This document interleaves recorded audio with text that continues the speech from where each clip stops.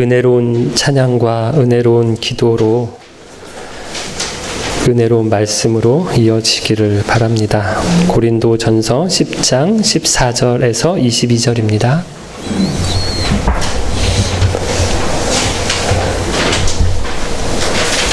그러므로 나의 사랑하는 여러분, 우상 숭배를 멀리 하십시오.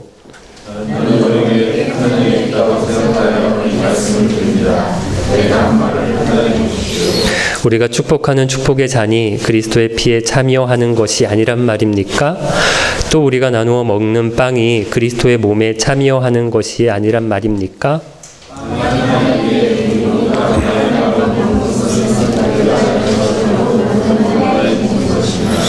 이스라엘 사람들을 생각해 보십시오. 희생 제물을 먹는 사람들은 제단에 참여하는 사람들이 아닙니까?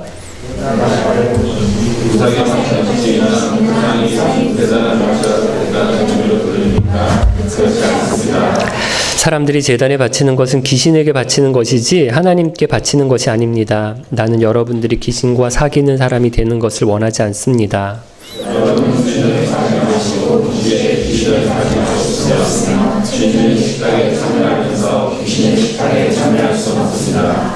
우리가 주님을 즐거워하며 그것을 하게 됐으니까 우리가 주님보다 더 강한 사람은 아닌가.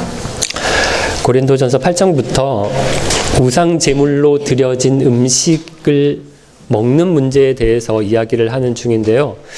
지난 주일까지는 모두 6번에 걸쳐서 설교를 했고요. 앞으로 오늘 설교까지 2번이 더 남았어요. 굉장히 길게 이 이야기를 하고 있는 중이에요. 8장에서는 바울이 원칙을 이야기를 했어요. 지식보다는 사랑의 문제로 이 문제를 봐야 한다라고 했고요. 9장에서는 바울이 자기 이야기를 하거든요. 내가 얼마나 희생하고 포기했는지, 지식으로 안 하고 사랑으로 했는지 자기를 예로 들어서 설명을 하고, 우리 지난주에 10장 앞부분에서는 이스라엘 이야기를 했어요. 이스라엘 무슨 이야기를 했는지 기억나십니까? 이스라엘이 출애굽을 하는데 이집트에서 해방이 되고 홍해를 건너서 구름기둥과 불기둥으로 인도하심을 받잖아요. 이것을 뭐와 같다라고요? 신약시대의 세례와 같다라는 얘기를 했고요. 광야에서 만나와 메추라기를 먹고 반석에서 나는 물을 마셨어요. 그럼 이건 뭐와 같다라고요? 성찬과 같다라는 얘기를 했습니다. 여러분, 이렇게 모든 이스라엘 백성들이 다 세례를 받았고요. 그리고 성찬에 참여했어요. 하지만 대부분의 사람들이 어떻게 합니까? 4가지였죠? 우상을 숭배하고, 간음을 하고, 하나님을 시험하고, 불평을 하고, 이러다가 망했습니다. 그럼 이것이 우리에게 본보기가 되고요. 거울이 된다라고 했어요. 그래서 완전히 나는 서 있다라고 생각하는 사람은 조심하라고요. 뭘? 넘어질까 조심하라고 합니다. 하지만 위로가 되는 것이 마지막 말씀이었죠. 하나님은 신실하신 분이시기 때문에 우리가 2가지를 믿어야 되는데, 첫 번째, 주님은 감당할 만한 시험만 주신다.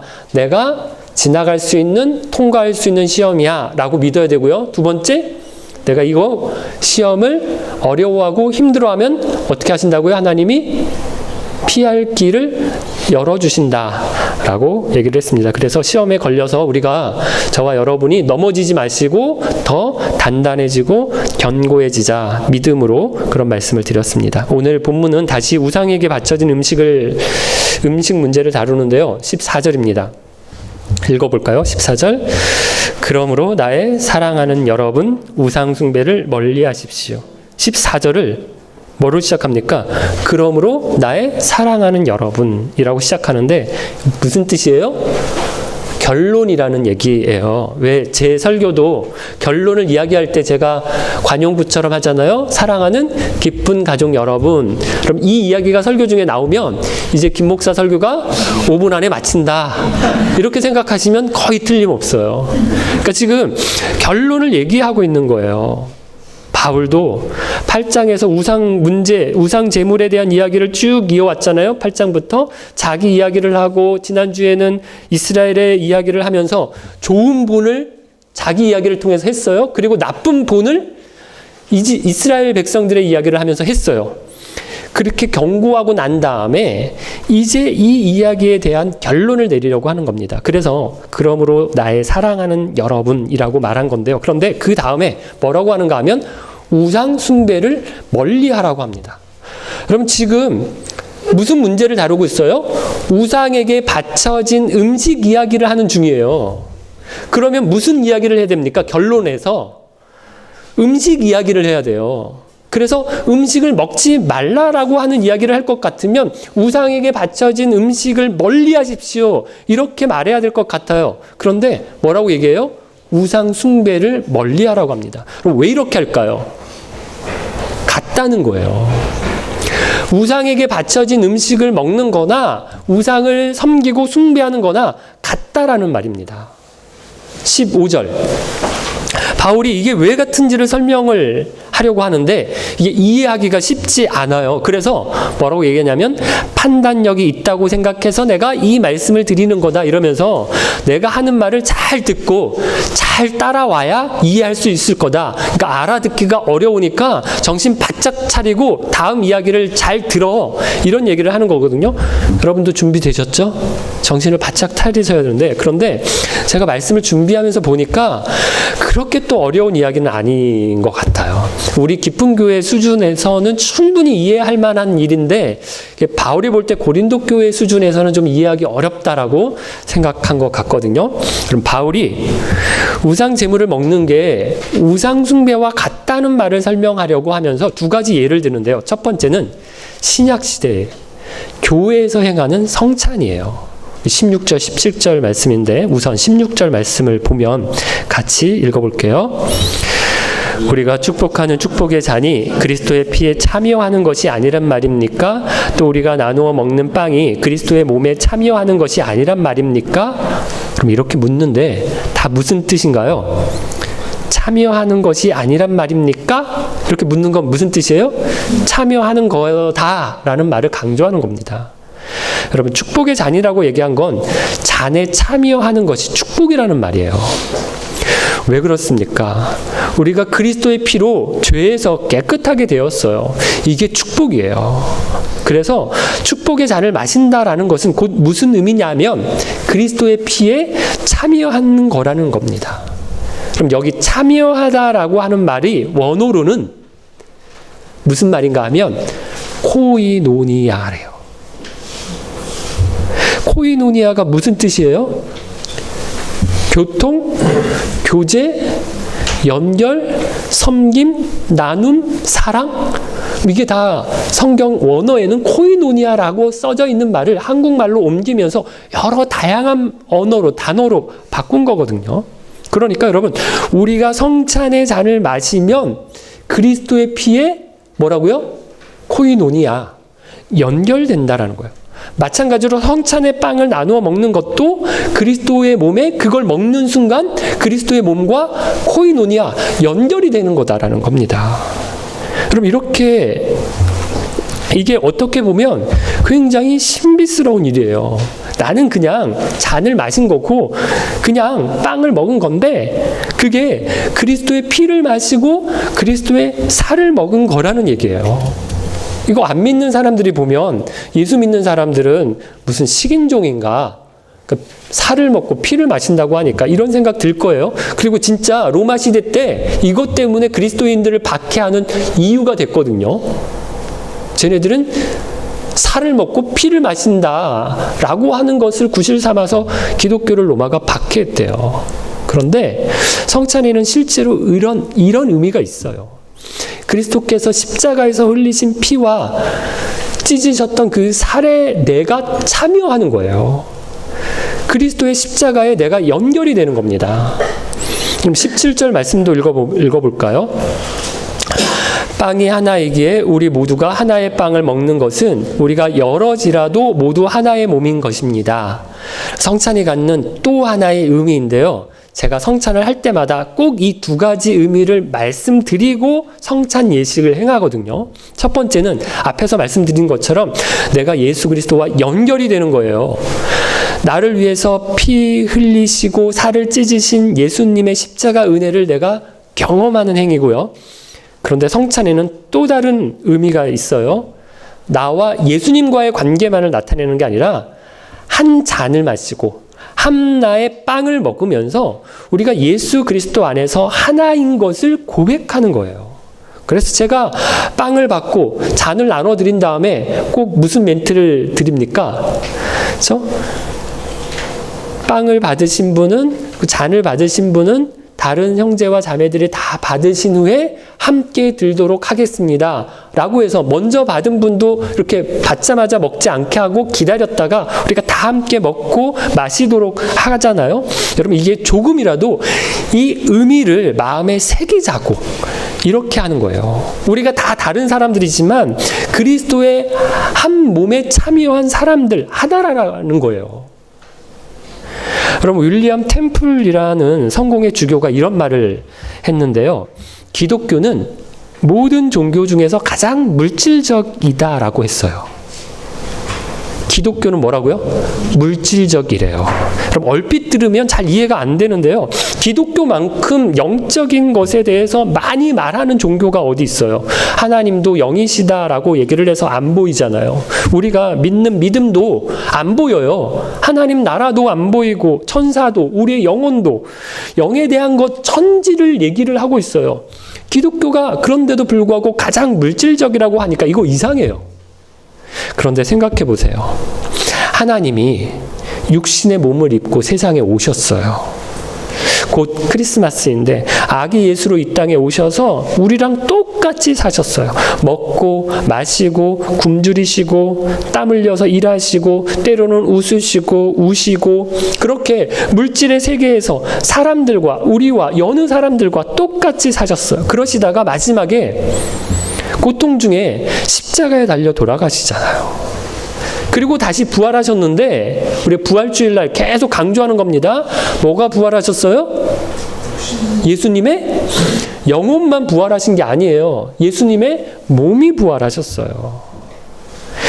신이, 하나님이신 신이 물질의 세계에 들어오신 거예요.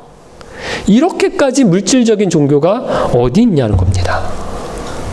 하나님이 천지를 창조하신 것도 보면요, 하나님이 영의 세계만 창조하신 게 아니에요. 눈에 안 보이는, 손에 안 잡히는 천상의 세계만 만드시지 않고요, 우주와 자연과 동물과 사람을, 물리적인 세계를 만드셨어요. 하나님이 물질의 창조자세요.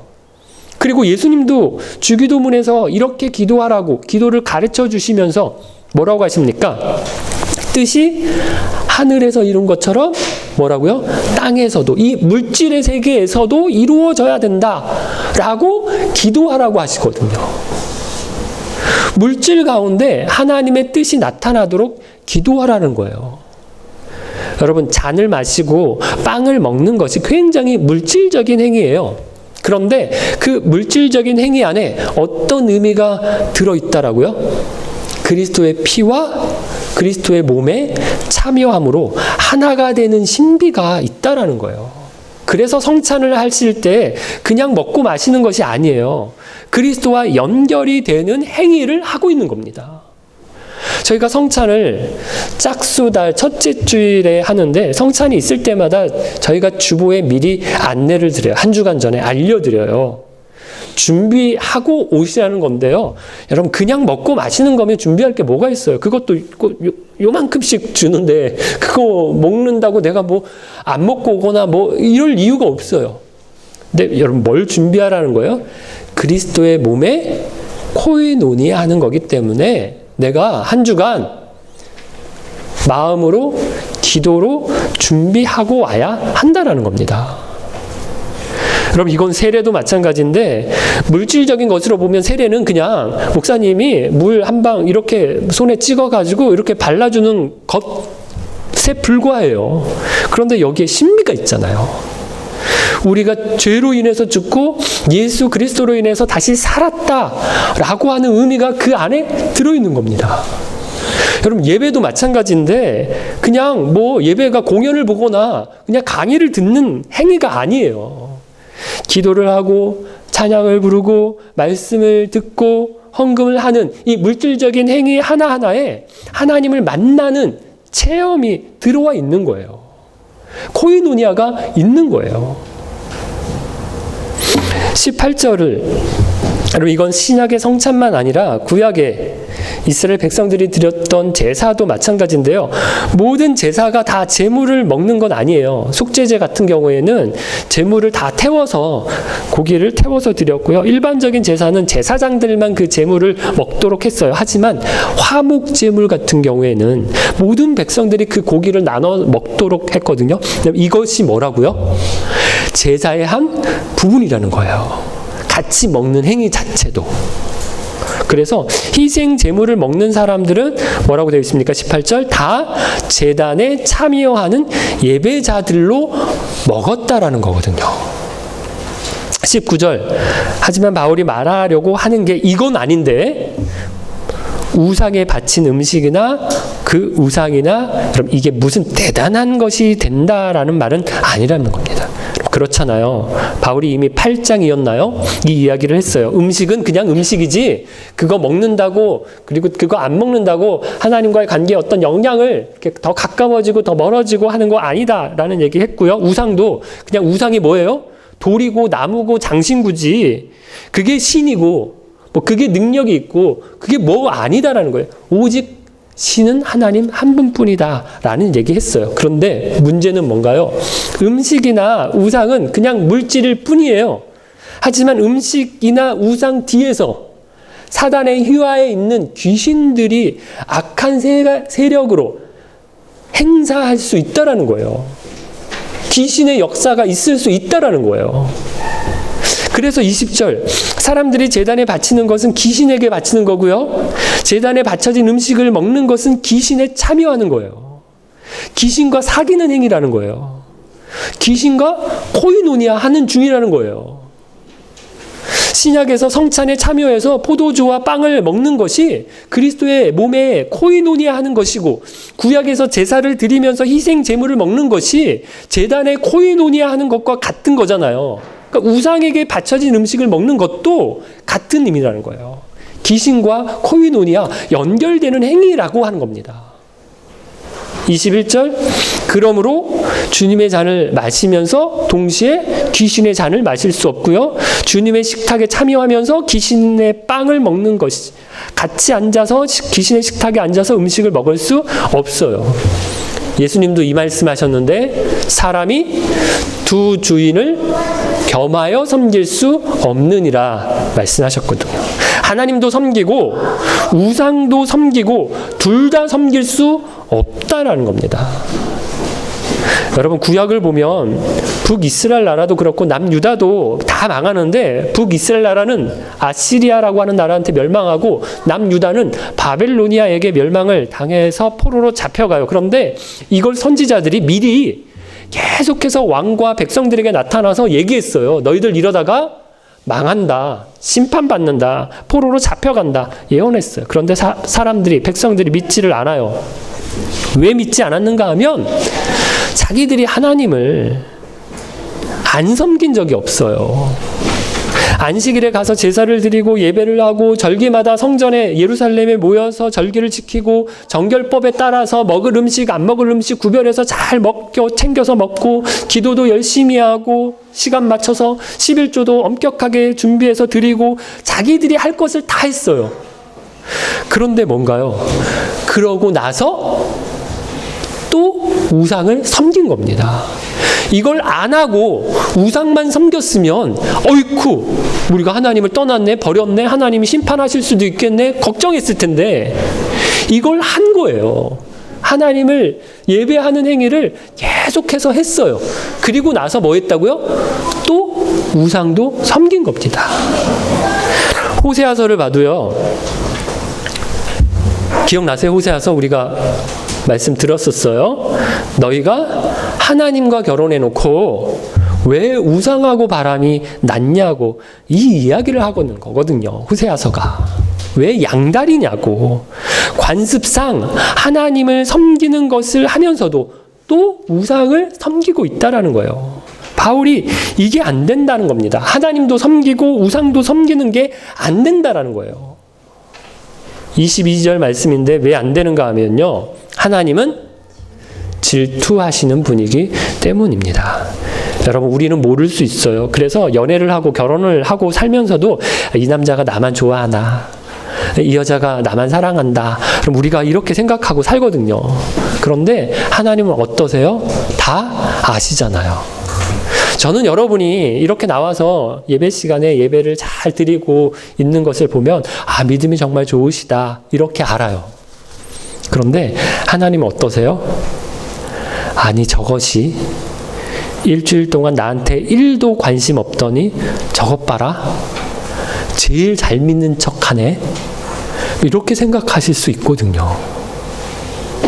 우리가 온통 내 마음을 세상 것으로 다 채워놓고 기도하고 찬양할 땐 주님만 사랑합니다 이러면서 속일 수 있어요. 하지만 하나님은 아세요. 그래서 가만히 두지 않으신다라는 거예요. 22절 마지막을 보면 어떻게 하세요?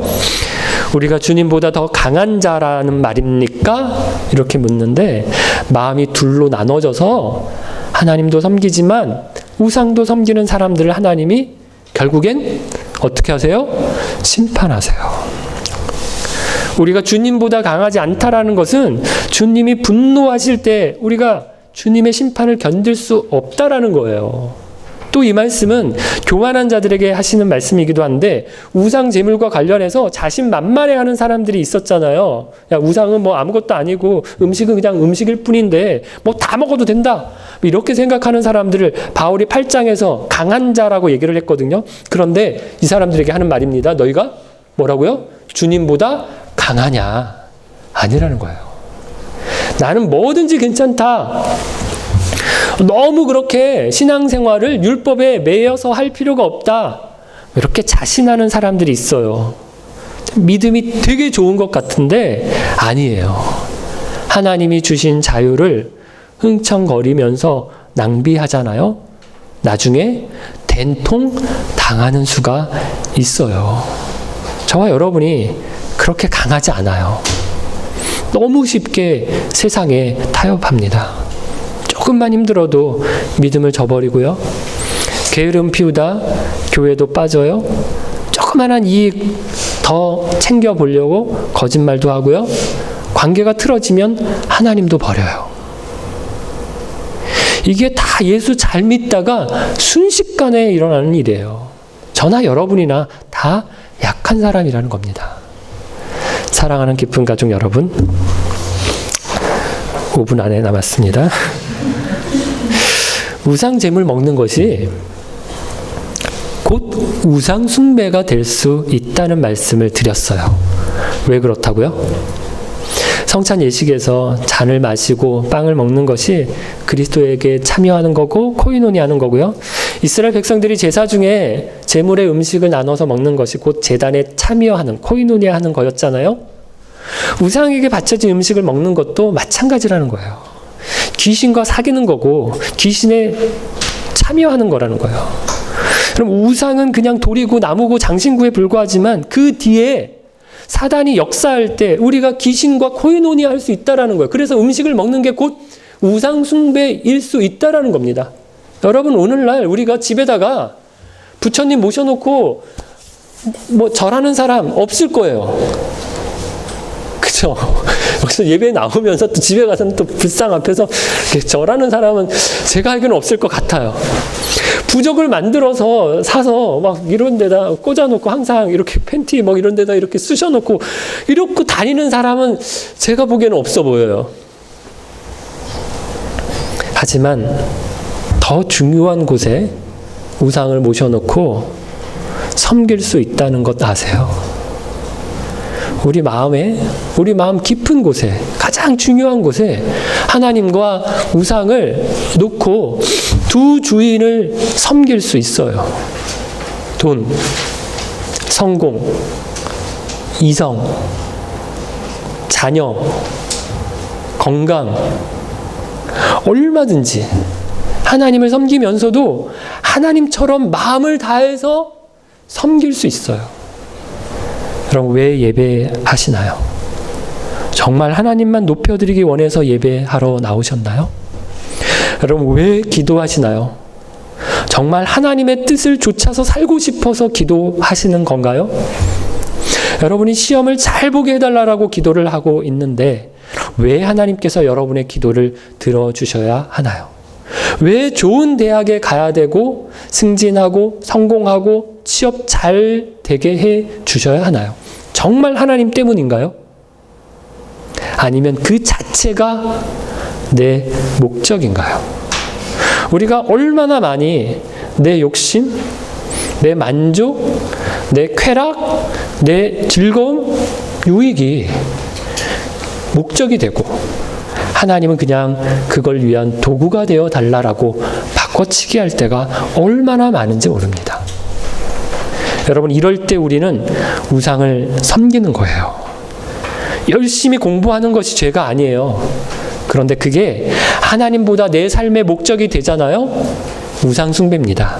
물론 우리는 대부분 너무 공부를 안 해서 문제인데 하나님을 잊어버리고 공부만 하는 것은 죄예요.